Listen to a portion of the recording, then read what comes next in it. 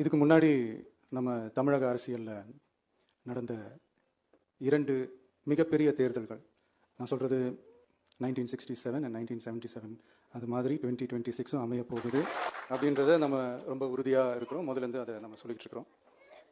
அந்த 2 மாபெரும் தேர்தல்களில்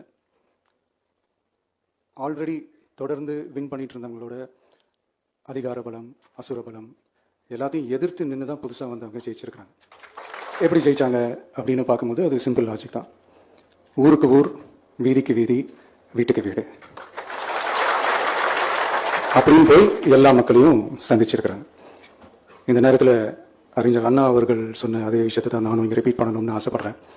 மக்களிடம் செல், மக்களிடம் இருந்து கற்றுக்கொள், மக்களுடன் வாழ், மக்களுடன் சேர்ந்து திட்டமிடு.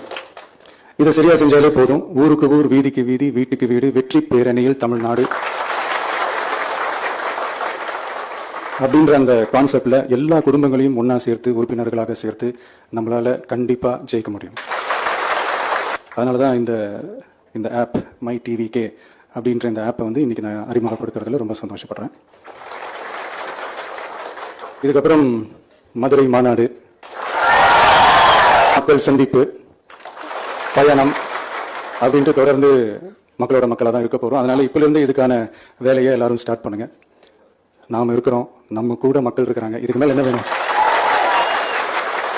நல்லதே நடக்கும், நல்லதே நடக்கும், வெற்றி நிச்சயம். தேங்க்யூ.